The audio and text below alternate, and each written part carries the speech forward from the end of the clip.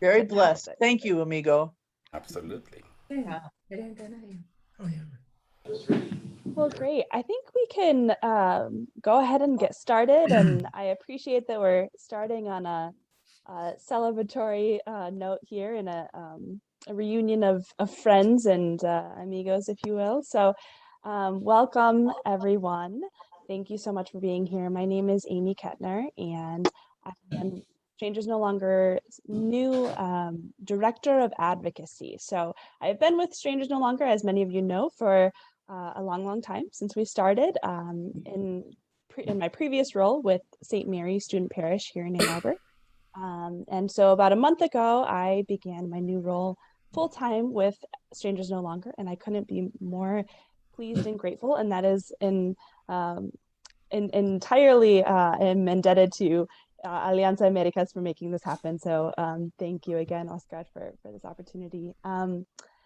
So before we get too into introductions, I do want to take a moment to let folks know. I don't know, can't really get a good sense of who is on. I don't know if we have anyone connected yet who needs translation, but we do have a Spanish-English translation available today. So at the bottom of your screen, for those who are on a computer, and then it might be those on a tablet or a phone will have to help me. It's in the upper right corner. There should be a little globe that says interpretation. I'm going to turn it towards you so you can see. And so you can click that, and in clicking that, you can switch to, if you prefer to hear things in Spanish, you can hear that. And Raul is here. Thank you, Raul, for translating for us. And and if you are in the English, if you prefer to hear in English, you can switch to English. Hey, Amy, I'm gonna mute everybody right now, and then you can unmute, so we're all set. Thank you. Wonderful. So I guess really quickly in Spanish, si usted necesita traducción a español, This is the English channel. So by going below on the globe icon, you may select interpretation, and there you will click the Spanish if you prefer to listen to the whole session in Spanish, and then I, Raul, will be supporting with interpretation. Thank you very much. Okay. I'm gonna turn mine on. Great. So as I mentioned, my name is Amy Kettner, and I work with Strangers No Longer. And joining us today, I'm very grateful, is Oscar Chacón. The rapid response team of Strangers No Longer is the host of today's event, because the rapid response team, which is a team of volunteers who makes phone calls and sometimes meets with our representatives, our senators, pushing for more humane immigration laws and policies. This team decided that they noticed that there is a lot going on. There's a lot happening right now, especially on the federal level around immigration, both in DC and at the border and throughout the country. So we invited today Oscar Chacón, who graciously accepted the invitation to share a little bit more with us about what is happening in our current immigration policies and happenings across the country. So that is all I will share for now. We will have Oscar share. He can, at the end, answer. We'll have a time for Q&A. So if you have any questions, you can ask then. And then at the end, Mike Kelly will share with us a little bit about the rapid response team in case you're interested to hear more. So, and I think at this point, everyone should be on mute. If you're not on mute, if you don't mind just putting yourself on mute, that way we eliminate any of the background noise. And I will hand it over to Oscar. Thank you. Good morning, Amy. Good morning, everyone. It is a pleasure to be with you. I want to begin by thanking you for all the hard work that you do in support for immigrant communities. It is indeed always refreshing and inspiring to see people who could literally be doing many other things take time to actually stand in solidarity with others, especially the least of us. And let me begin by saying that you may not be aware, but today actually yesterday, the 1st of October, is considered the 50th anniversary of liberation theology. Gustavo Gutierrez published nearly 50 years ago his incredibly powerful book, Liberation Theology Perspectives. And I think it is good to know that because I personally would not be where I am today without, the influence of liberation theology in my very early years as a young adult and becoming truly converted, to the fundamentals of liberation theology. And I bring it up not just because I am, with a bunch of Catholics today or people of faith, but I bring it up because liberation theology was essentially a renewal in the view of many theologians of what has been historically the very role of Jesus, in as far as his preferential option for the poor. But he brought it up in a way that was much more organized. And it was not something that was born for poor people, but by poor people.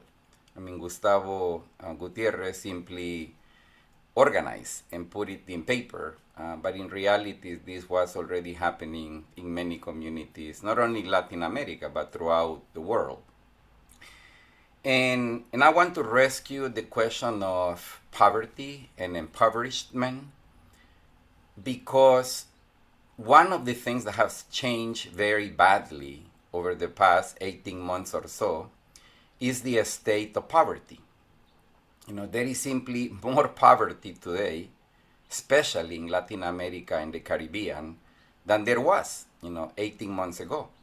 And this has a lot to do not only with the pandemic. It has a lot to do with the fact that we have been living under economic, social systems, structures that are extremely oppressive.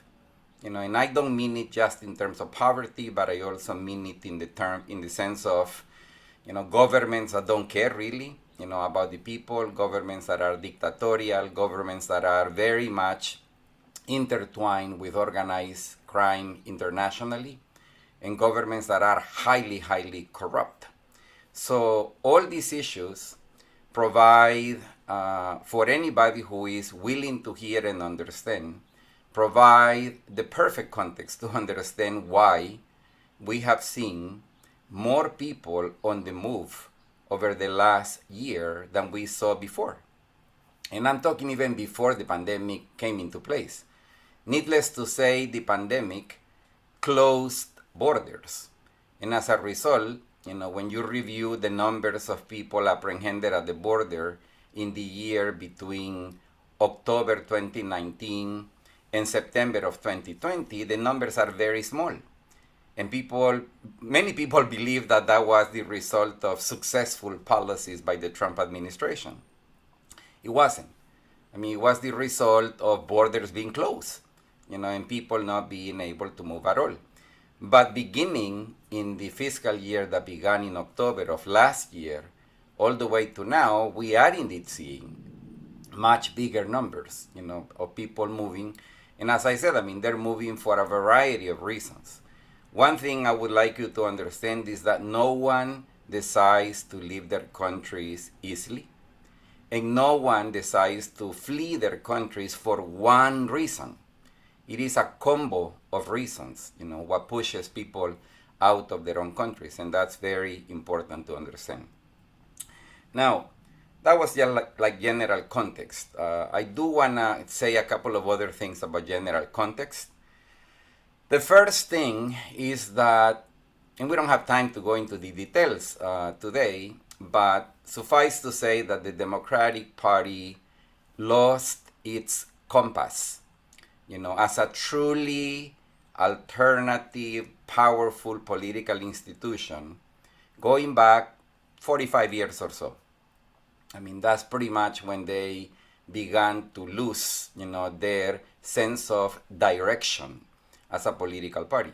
Because you may recall that coming out of the Second World War, the Democratic Party really became the party that set the tone, in the nation. And they did good things. I mean, I have to say that they did a lot of good things between the mid-1930s and the mid-1970s. But beginning in the mid-1970s, they pretty much lost their understanding of what is it that they were out there to do. And, I remember back in the late 80s, early 90s, looking at a comic strip published in Newsweek magazine trying to illustrate, the state of the Democratic Party. And the comic strip was a bunch of Boy Scouts lost in the middle of the night in a jungle, not knowing where to go. And one Boy Scout leader asked the other, "Did you bring batteries for my flashlight?" And nobody had batteries. So that kind of illustrates the point that I'm trying to make. And this brings me to what is going on now. The Democratic Party has very, very small majorities in the House, about 11, 12 advantage, in numbers to the Republican Party. And in the Senate, they have a 50-50 split, which means that according to regular rules in the Senate, they cannot do anything, because you need, for all practical purposes, and we may criticize, the rules of the Senate, but they are what they are for now. You need 60 votes to be able to move legislation in the Senate. And if you don't have 60 votes, you either have to completely get rid of the filibuster, which I doubt very much the leadership of the Democratic Party wants to do, and to some degree for understandable reasons, or they can use other mechanisms, available to them according to Senate rules. All of us have become familiar in the past few months with the term reconciliation. Reconciliation is a particular procedure in the Senate that allows for laws under certain criteria to be approved with simple majority. The basic rule is that anything that has to do with public expenditure, public revenues, or debt limit can actually be passed. And it can be, bills in one of these categories or a combination of any one of those three. And they can be indeed passed, through simple majority. That is exactly what the Democratic Party has been trying to do for the past few months. The Democrats in the Budget Committee announced about 3 months ago that they have reached this principal agreement of passing a budget resolution for a period of 10 years. It's not just a one-year budget, but a period of 10 years, value at $3.5 trillion. And bottom line is, the president went to the Congress yesterday to speak to leaders of the Democratic Party. And coming out of the meeting, he was asked, were you able to reach an agreement? And he said, yes, we have an agreement. How soon will it be acted upon? And he said, well, I don't know. It could be 6 minutes, 6 days, 6 weeks. But the important thing is that it will be acted upon. We'll see. I hope he's right. And let me point out that the actual nature of the bill, the budget resolution that they are trying to pass, it's a very good piece of public law. It will really lead to improving the life of millions and millions of people in the US. And when you combine what they are trying to get through via reconciliation with the ordinary infrastructure bill that they already have pretty much agreed upon, it would mean a major transformation of the United States of America, and especially people who are in low, middle income levels in the country. And I won't go into the details about everything that there is in that particular budget resolution, but it is indeed a very good piece of news if it were to come through. But I have to say, that the possibility of that bill not only getting bogged down but entirely frustrated is not unreal. It is real. It could just not happen. That is indeed a scenario that we need to be aware of. This brings me to what you also may have been hearing about lately. Democrats plan to try to include immigration reform measures within the budget resolution, that they are trying to pass through reconciliation. Their original plan was to create new immigrant visas, also known as green cards, also known as legal permanent residency visas, for 4 different groups of people. Young immigrants, many of whom have been beneficiaries of something called DACA, which you may have heard of. People who have been long-term recipients of temporary protected status, or TPS. Salvadorians is the largest group currently protected under TPS. Agricultural workers, and people considered essential workers. But essentially, the parliamentarian in the Senate, which is also a new character that we have come to know lately, because it's been there forever, but nobody ever heard of the parliamentarian. But bottom line, the parliamentarian is the arbiter of the Senate. She decides on whether rules are being followed and if they are being followed properly. So needless to say, the parliamentarian came out about 2 weeks ago with an opinion regarding the proposal that I quickly outlined to you, or briefly outlined to you. And she said, no, cannot be done. Cannot be done because what you are proposing would mean a big-time change in social policy, which is not fully explained, from a budgetary perspective, either in terms of expenses, revenues, or debt limit. And therefore, it cannot go through.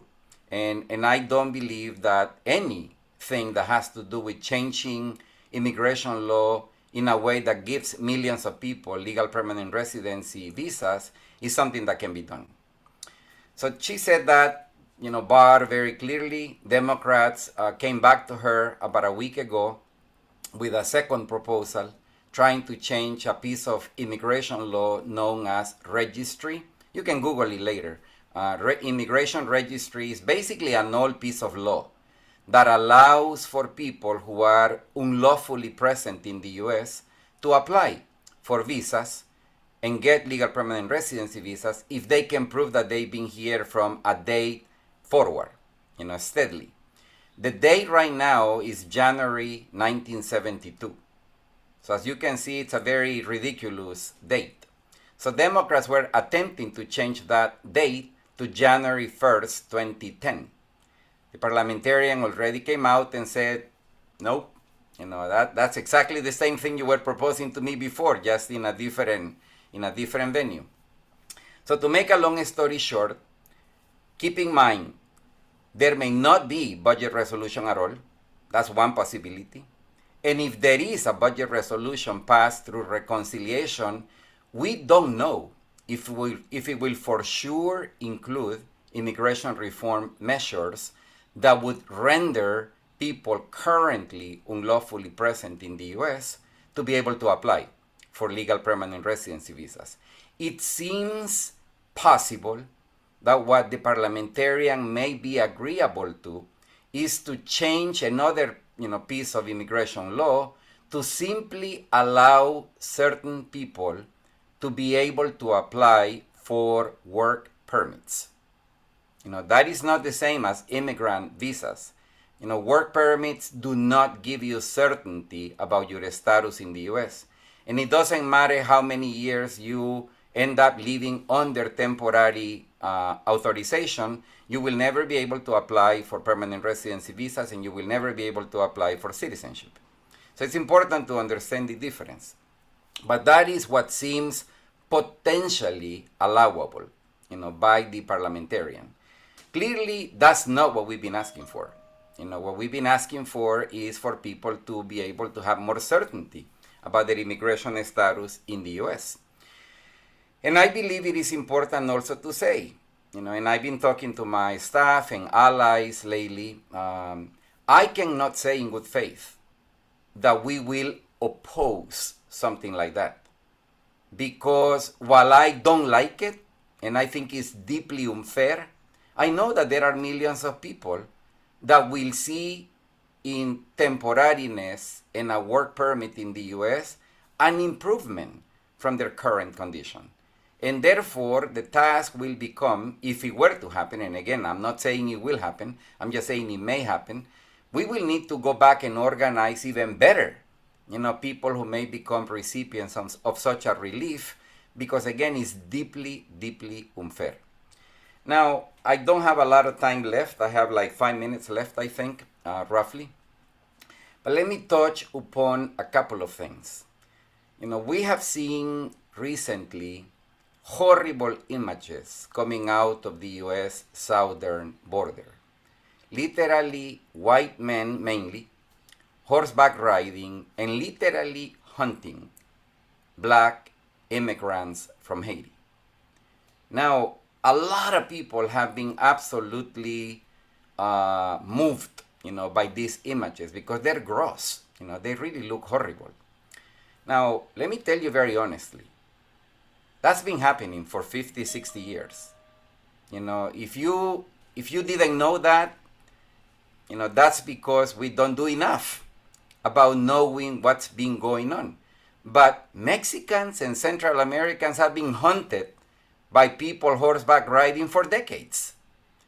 And hardly anybody has actually cried out, as to why is that happening, and we need to stop it right away. And it is because almost at the same time that I told you that the Democratic Party lost its compass, there was another process on a parallel track. A parallel track where white supremacists in the US, and I'm talking about ideologues, in the white supremacy movement, began to orchestrate a campaign to dehumanize and demonize immigrants. Why? Because while it is absolutely true, and I've said it many times, this nation of immigrants was never nice to newcomers. Never. And if you don't believe me, go read a little bit of the history, but I can assure you, we were never nice to newcomers. But if you were a newcomer and you weren't white, that was even worse. And that's these ideologues began to foresee as early as the mid-1970s. They began to interpret, the nature of who was coming to the US, and they began to pay attention to fertility rates and birth rates, and they could foresee that these undesirables were going to become too many, and that we needed to contain that. And so they began working very steadily, very quietly but steadily, to get the nation to accept the notion that these new immigrants are indeed undesirable. They are people who are bad for the country. They are a threat to the nation. They are, as Trump said, rapists, killers, job stealers, etc., etc., etc. Believe it or not, that belief remains dominant today. And it remains dominant today even within circles that would self-describe as pro-immigrant. And it's very specifically targeted against people who are not white, not just Haitians. Mexicans have actually taken the biggest brunt, of this racist, deeply xenophobic policy. And interestingly, 30th of September marked the 25th anniversary in the passage of something called Illegal Immigration Reform and Immigrant Responsibility Act. One of the worst laws in the field of immigration that the country ever passed. I mean, if you want to find the explanation for why our laws allow for so much human rights violations to be committed, go back to IRA. That's the short for Illegal Immigration Reform and Immigrant Responsibility Act. And I have to tell you, it passed in 1996. You all know who was president in 1996. And I can also assure you that a large number of Democrats voted for that law. And they remain trapped today, by the logic that we need to follow the law. When laws are immoral, and we have plenty of examples in US history of laws that are indeed unethical, immoral, and simply violent, it is the duty of people of good faith to challenge those laws. Because if we don't, we become accomplices, of those existing laws. So people that are coming to the US from Haiti, from Honduras, El Salvador, Guatemala, and Mexico, they're not lawbreakers by nature, as you may be led to believe.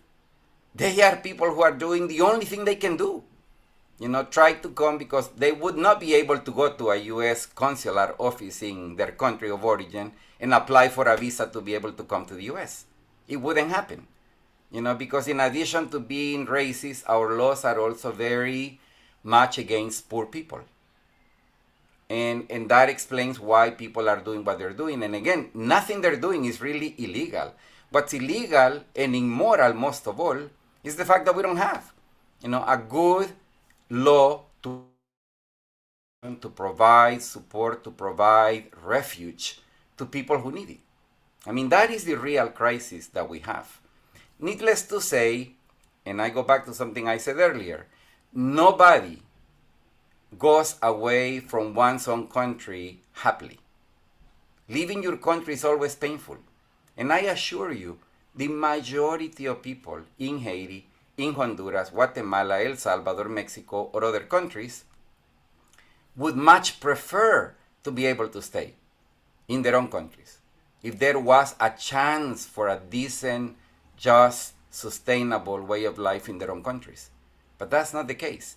And the worst part is, as a nation, the United States of America has contributed to creating the conditions that have led to this situation to be the one that they have to live in. And so again, we have responsibility on this issue from multiple angles. And again, I have to also end by mentioning two quickly, if you allow me, Amy. One is we need to go back and push very hard the Biden-Harris administration, because while on many things they've been a source of hope, on immigration they have not been. On immigration they've been a deep disappointment. They have embraced the same policies that Trump believed in.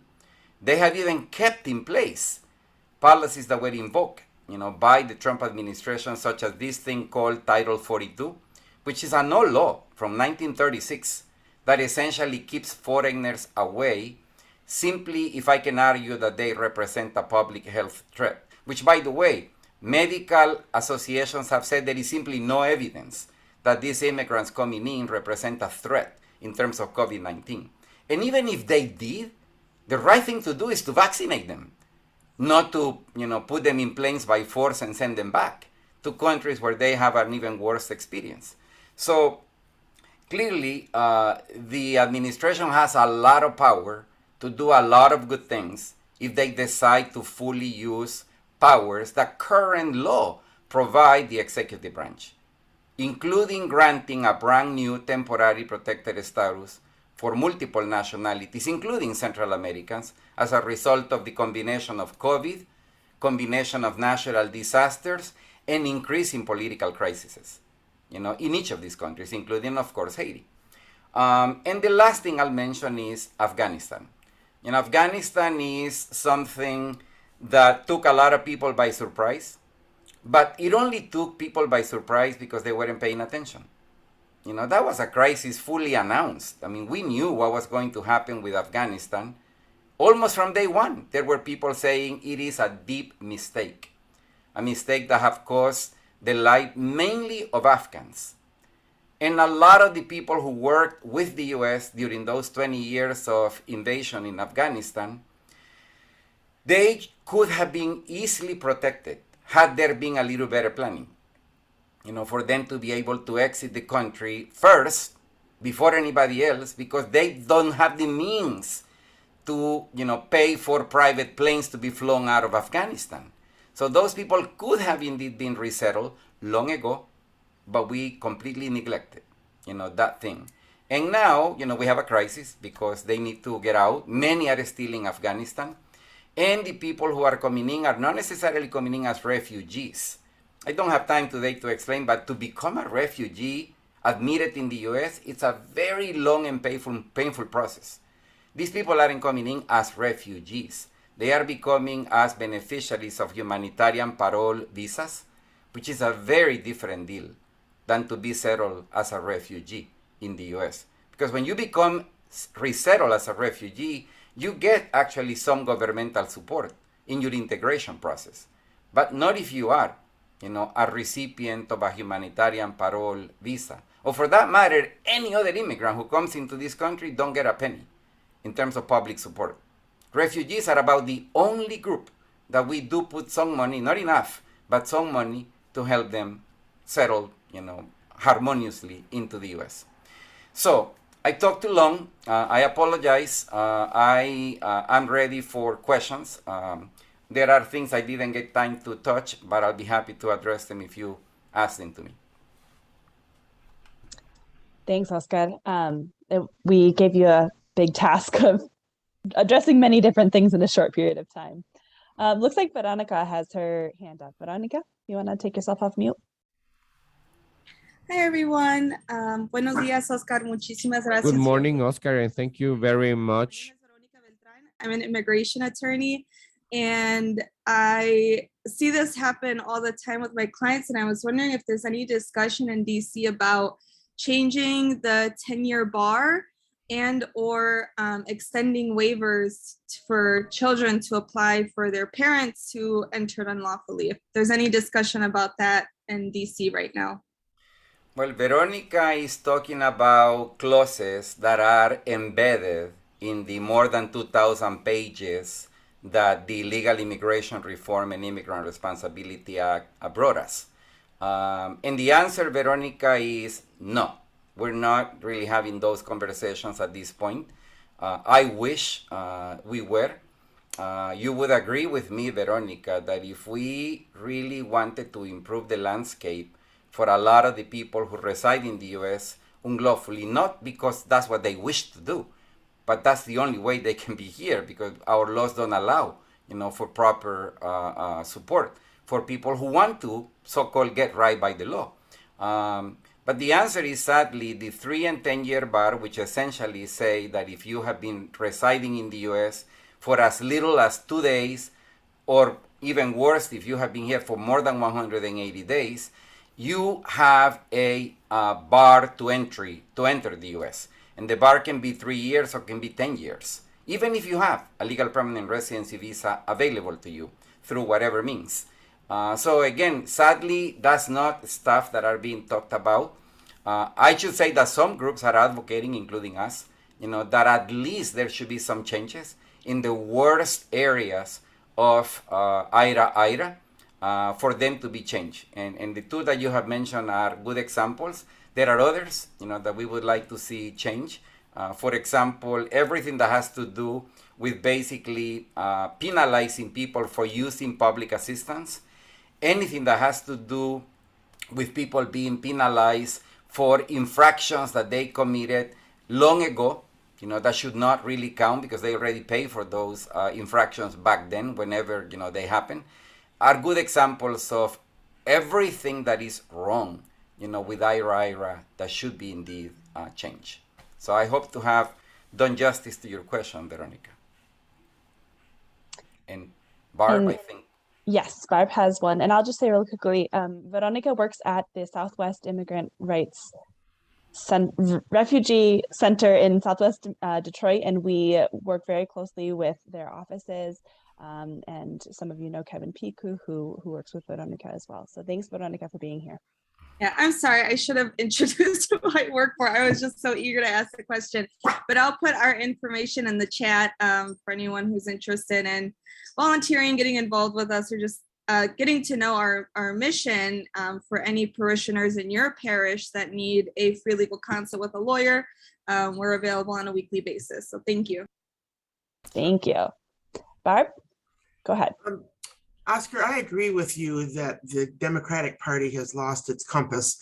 My question to you is, do you think the Catholic Church has also lost its compass in all of this? And is there anything we can do as parishioners or as a Catholic Church? What can we do to influence our bishops or our priests or whoever? Because I feel like that's a good share of the problem right now. Thank you. That's a harder question, one that I did not commit to address. No, but let me say, Barb, that I happen to believe that you are the church. I mean, you, the people, are the church. You know, you are clearly speaking about the hierarchy and the leaders in the hierarchy. And, you know, I am hopeful that there is indeed an opportunity to change for the better.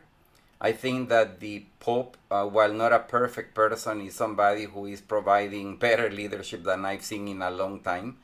And I think that parishioners, like you all, have an opportunity to assert your rights as parishioners and push, you know, for what should be indeed the right behavior by the church, including the church hierarchy and leadership.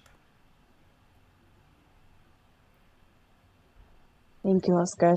We'll take maybe one final question. Does anyone have, I'm trying to look between the two screens. Anyone have final question?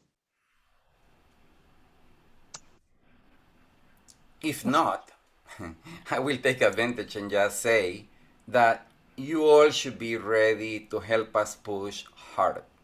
Because, again, you know, we will remain asking for what is right until the end, but we will not oppose anything that can help improve the condition of people, even if it is in a very minor way.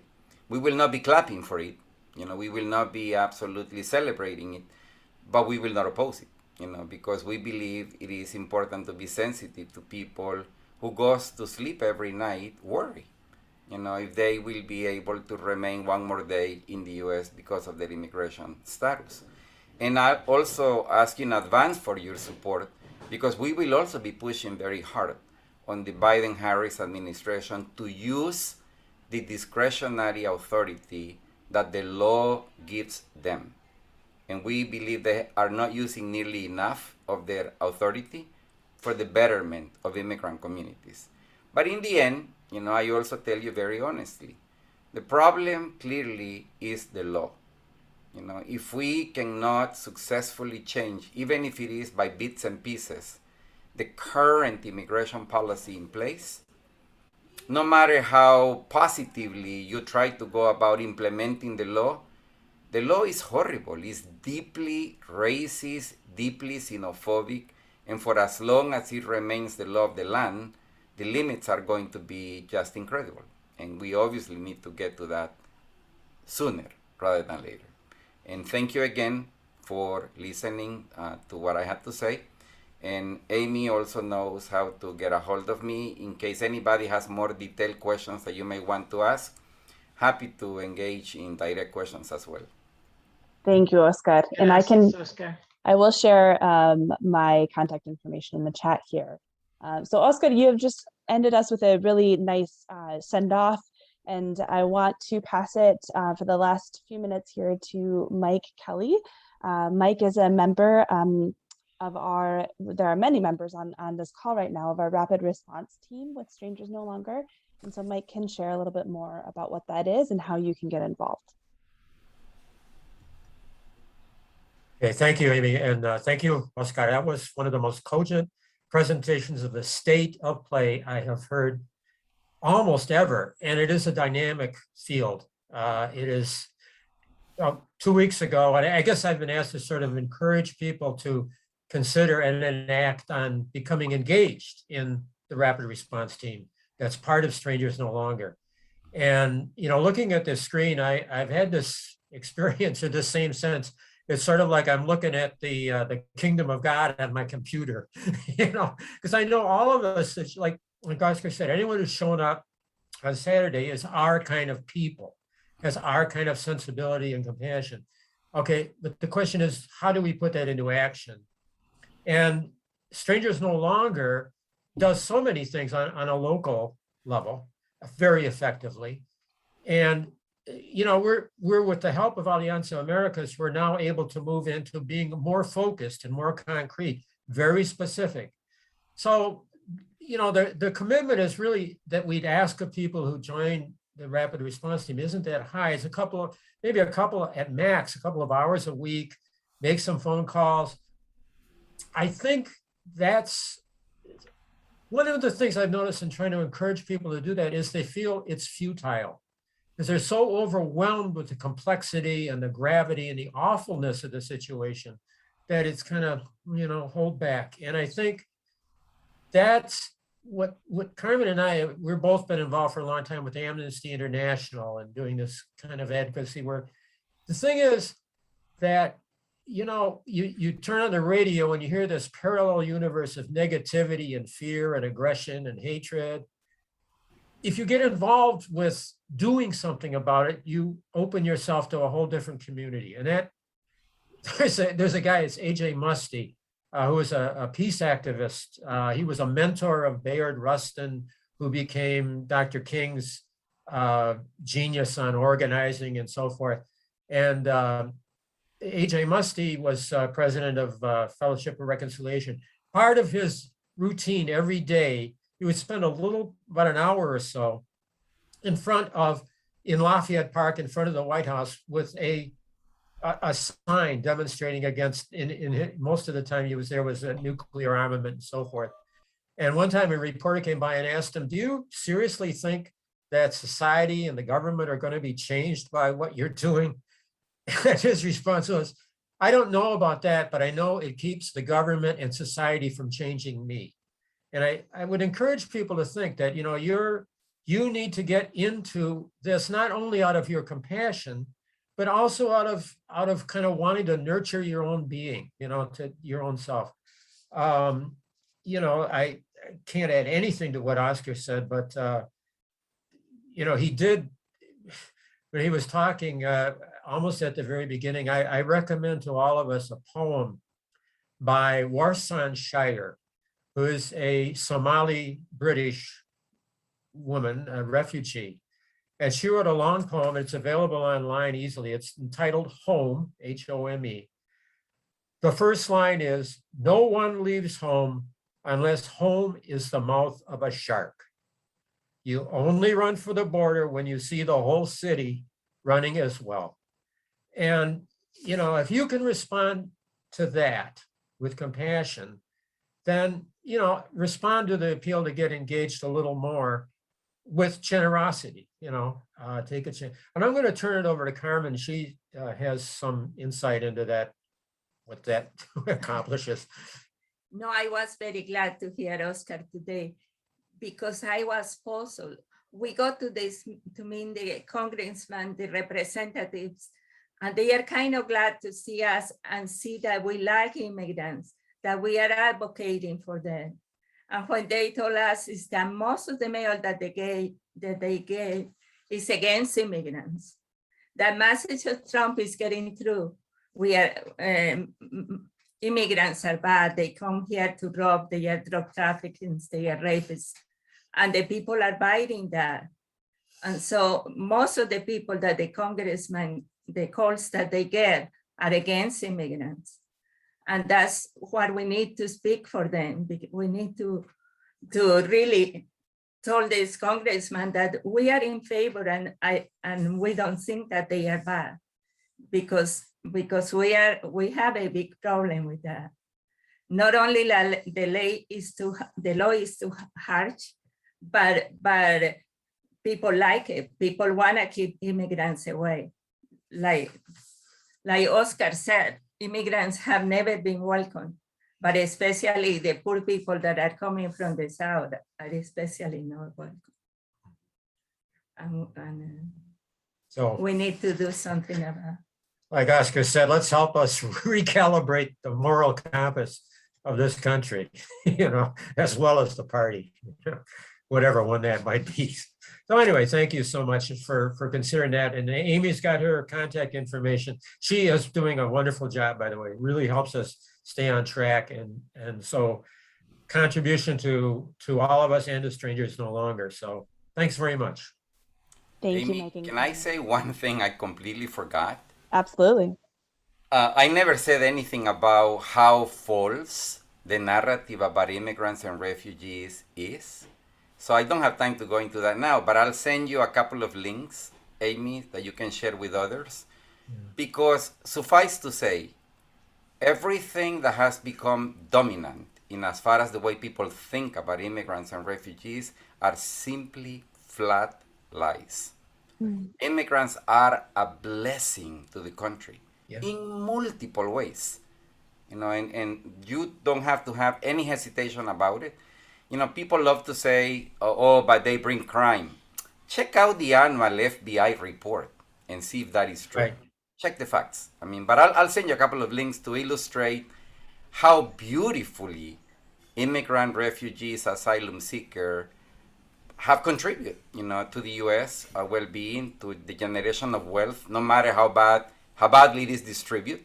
But they are just a blessing. Thank you, Oscar. And thank you, Mike and Carmen, for sharing about the rapid response. Concretely, what the rapid response does is makes phone calls to our representatives, our senators, pushing for for laws and policies that lift up the dignity of immigrants in our communities. So please join us. My contact information is in the chat box, and I believe it was also on the registration form that you filled out to be here today. So it will be in your email. And help us. It can be anywhere from a 5-minute a week commitment, literally a 5-minute a week commitment, to, like Mike said, an hour max, couple hours, if you choose to be more involved. So very accessible. We'd love to have you. Also next week, Strangers No Longer, next Saturday, same time, same channel, we'll have, well, different Zoom link, but we will be on Zoom. We'll have our circle assembly meeting, and that is for anyone involved in Strangers No Longer. We will have a training about, this today was about federal level, so next week we'll be focusing very locally in our local communities about how we can make them, our local communities, more welcoming. So please join us next